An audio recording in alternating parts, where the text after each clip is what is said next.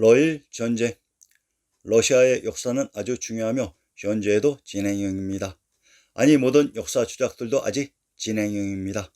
우리가 알고 있는 러시아와 실제의 러시아는 하늘과 땅 차이만큼이나 심하게 왜곡되어 있는 바, 그 실체에 조심스럽게 접근해 봅시다. 코리아의 근대사 전체가 걸려있는 중요한 내용들이 있습니다. 러시아란 북해색의 북코리아의 흔적을 찾아보면 우선 러시아의 국명이 아라사였던 것부터 확인해 봅시다. 러시아를 아라사라고 합니다. 이 아라사가 무엇일까요? 아라사는 바라사 발샤 발박에서 나왔습니다. 바라샤는 발샤인 박살보살의 북쪽 방언입니다. 카스피의 북쪽으로 흘러내리는 강 이름이 볼가강입니다. 볼가는 발가 발가인 박의 그쪽 발음입니다.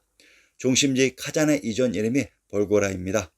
볼고라는 박달이 류마가 된 박나의 그쪽 발음과 표기입니다. 카잔인 카자흐스탄은 카시아의 땅이라는 말입니다. 그러니까 카시아 파샤는 즉 보살 플러스 야가 카잔으로 남아있는 것입니다. 우습게도 러시아 역사에서는 러시아 황제를 부를 때 짜르라는 이름을 살려서 부릅니다. 짜르 혹은 사르 혹은 사리는 그래서 보살로 살로 황제를 의미한다는 것을 알 수 있습니다. 루시 아라사 러시아는 슬라브인 히랍 서코리아가 아닌 북해의 북코리아의 이름입니다. 그런데 지금은 이들을 모두 슬라브 지역이라고 호칭합니다. 무엇인가 이상합니다. 슬라브는 히랍인인 서코리아인 그루지아의 그리스 로마인이라고 했습니다. 그 이유는 스탈린이 그루지아인 서코리아 출신으로 스탈린 시대 시베리아 대학 학살로 아라사 북해의 인종이 바뀌었던 것입니다. 10세기 초 고려 태조 왕건의 둘째 아들 황제 종종이 현 북해로 이동해서 기존의 키예프 공국 벨라루시 모스크바에다가 공국한 제국이 러시아인 아라사 제국이라고 했으며 이때 동행한 초가의 외척에게 준 봉지가 밝은 러시아인 방루스, 백러시아인 벨라루스라고 했습니다. 그러한 러시아가 근대시대 서유럽 무장장대들의 중앙아시아 중조의 침공 소식을 듣고 참전한 것이 바로 러시아의 정치였습니다. 자, 그러면 그러한 증거들을 하나씩 찾아봅시다. 니콜라이 2세. 사진의 주인공이 바로 러시아의 마지막 황제이신 니콜라이 2세이십니다. 천천히 잘 보아 주시기를 바랍니다. 1896년 니콜라이 2세의 대관식에 참석한 윤치호와 민영환 등의 조선 사절들이며 오른쪽 글씨 니콜라이 2세입니다. 여러분들은 이 사진이 이상하다고 느껴야 정상입니다. 즉 아라사 제국의 황제 짜르인 니콜라이 2세와 중원의 신하인 윤치호와 민영환이 같은 위치에 동속해 있습니다. 중원에서는 황제와 신하가 같은 위치에서 동속할 수 있을까요?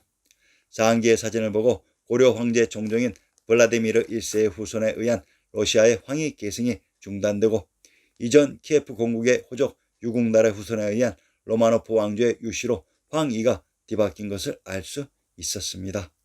1905년 러일 전쟁의 패배와 이후 조선의 외교권 박탈, 그리고 1917년 러시아의 볼셰비키 혁명으로 코리아의 한 축인 러시아 제국의 황조가 무너지며 살인자 유태인인 스탈린의 등장으로 북해의 아라사와 타타르스탄이 대학살당하며 또한 동시대의 각 지역 아르메니아, 우크라이나, 아일랜드, 스페인, 동유럽 등에서 스키타이 아리안 코리안들이 대학살당하고 2차 세계대전 중 유태인 히틀러의 광기에 유럽의 스키타이 아리안의 흔적은 독일의 볼고그라드인 밝은 고르트의 맹공으로 그 위대했던 스키타이 아리안의 영혼은 막을 내리게 되는 것입니다.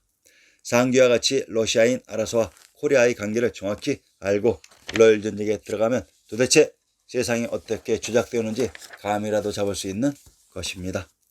청일 전쟁. 항상 명심해야 할 사항은 러시아 아라사 제국은 또 하나의 코리아 연방입니다. 즉 1, 2차 세계대전이란 이러한 전체적인 코리아의 연방을 해체하는 작업이라는 사실 꼭 명심 바랍니다. 청일 전쟁에서 일본 제국이 승리하였고 시모노세키 조약이 체결되어 청은 조선에 대한 종주권을 포기하고 타이완과 요동반도를 일본 제국에 양도해야 했다. 일본에 활용된 요동반도에 여순왕이 포함되자 일본을 견제하고자 했던 러시아 제국, 독일 제국, 프랑스의 서방 3개국은 삼국 간섭을 종용하여 요동반도와 요순항을 대상으로 한 요구를 포기하라고 일본에 압력을 행사했다. 청이 바로 조선 왕조이고 조선, 요동, 대만이 천주가 있었던 개경 서울의 지명이며 여순왕인 아도가 바로 관중의 알터인 오르도스로 이 모든 처선의 중심지가 일제에 강제로 편입되자 이때 러시아가 제동을 걸었던 것입니다.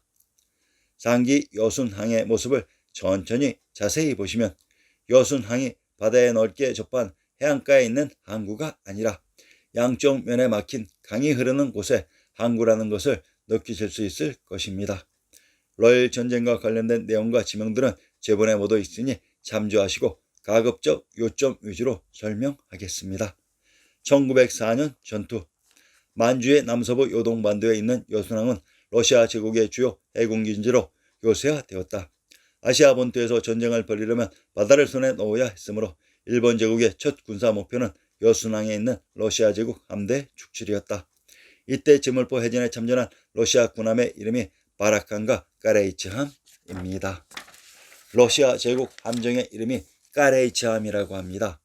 현재에도 중앙아시아 사람들이 고려인을 부르는 호칭이 까레이스키라고 합니다. 러시아가 바로 고려였다는 결정적인 증거이기도 합니다. 참으로 기가 막히죠. 압록강 전투. 4월 말 이테이 쿠로키가 지휘하는 일본 제국 육군은 러시아 제국군이 점령한 만주를 향해 압록강을 건널 준비가 되어 있었다. 단기간에 만주를 지배할 발판을 얻으려는 일본의 전략과 달리 러시아 제국은 당시 이르쿠츠크 부근까지의 미안성인 긴 시베리아 횡단철도로 수송되는 지원 병력을 기다릴 시간 확보에 중점을 두었다. 1904년 5월 1일 압록강 전투는 러일 전쟁의 첫 육상전이 되었고 일본 군대는 저항 없이 강을 건너 러시아 제국의 거점을 공략하였다. 일본 군대는 만주 해안 도처에서 상륙하여 1년의 교전으로서 러시아 제국군을 여순항으로 축출하였다. 1904년 5월 25일의 남산 전투를 포함한 이런 전투에서 러시아 제국군은 방어에만 전념하여 반격하지 않았다. 이때의 압록강은 관중에 흐른 한강이라고 했으며 남산 전투의 무대 남산이 바로 신식에 치는 무대 금강산인 수양산, 종남산, 미양산, 백두산이라고 했습니다. 참으로 신기하지요. 압록강이 나오고 바로 남산이 나왔습니다. 이때 참전한 군함들의 이름이 페트로파블롭스크, 팔라다와 포베다입니다. 러시아의 군함 이름이 포베다호입니다. 포베다호는 박달박달호라는 우리말입니다. 재미있는 이름의 두 산만 이야기하고 넘어가겠습니다. 신강의 9차와 29로의 중간 지점에 있는 산 이름이 한텐그리산이고 그 서쪽에 있는 산 이름이 포베다산입니다. 포베다산의 서쪽에 29로로 넘어가는 고개 이름이 배달고개입니다. 대당서역기 주에서 오늘날 악수 북방에 솟아있는 천산산맥의 주봉인 6,995m의 칸텐그리봉과 7,439m의 포베다봉 등이 언제나 빙서를 이고 있으며 또 하나의 길은 악수의 서쪽 80km에 위치한 50 근방으로부터 서북쪽으로 난 길을 지나야 하는 4,280m의 베델고개이다. 베델고개란 말도 마찬가지입니다. 우리에게 너무나도 귀에 익은 천둥산 박달재를 울고 넘는 우리 니마의 박달재가 바로 이 베델고개 즉 배달고개인 것입니다. 러시아 군함의 이름인 포베다의 포베다산은 더 재미있습니다. 밝고 밝은 박달산이란 박달산을 이렇게 포베다로 표기해 놓은 것이었습니다. 1905년의 전투. 여순항이 함락되어 일본 제국의 제3군은 북진할 수 있었고 남방의 러시아 제국이 점령한 선양에 지원군을 파견할 수도 있었다. 매서운 추위가 닥쳐와 1904년의 사전투 이후로는 육지에서는 전투가 없었다. 양측은 선양 남쪽 전선 110km를 따라 야영하였다. 선양 전투는 1905년 2월 20일에 시작되었고 일본의 승리였지만 교착 상태로 이제 전쟁의 양상은 해전에 달려 있었다. 일본군은 5월 27일에서 28일 러시아 제국 군대와 교전하였다. 러시아 제국의 함대는 전멸되었고 전함 8척과 많은 작은 함정 5,000명 이상 인원을 잃었고 일본군은 어뢰정 3척과 116명을 잃었다.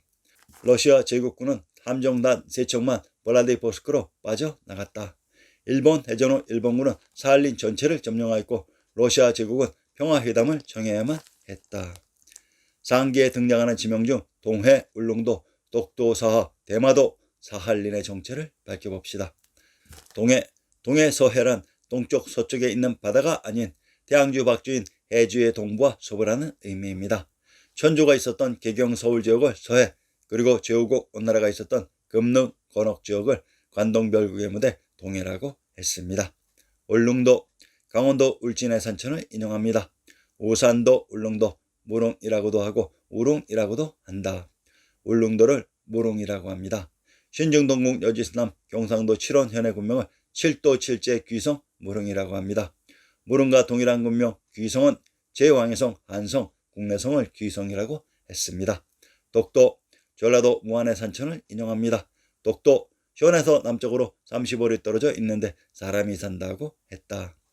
독도는 봉우리가 하나인 고유 명사로 무안의 남쪽에 독도가 있었다고 합니다. 그러면 전라도 무안의 사면을 인용합니다. 성황사, 현성안에 있다고 했습니다. 강원도 이천의 사면에 성황사, 성산에 있다고 했습니다. 성산을 밝히면 성황사가 있었던 무안의 정체를 밝힐 수 있을 것입니다. 평안도 송천의 군명을 송주, 송양, 다물, 절번부여 비류라고 합니다. 송주에 있는 산이 송산으로, 송천이란 송도에 흐른 하천으로, 송도는 천조가 있었던 곳의 지명이라고 했습니다. 사하, 사주에 흐른 하천이 사하로, 동방견문록의 야치가 택리지의 압록으로 사차 사주라고도 합니다. 야치를 또한 곤명이라고 합니다. 경상도 곤양의 군명이 곤명철성이라고 합니다. 관중에 흐른 강이 압록강이며 그곳의 중심 관중에 있었던 성이 제왕의 성 철성이라고 했습니다.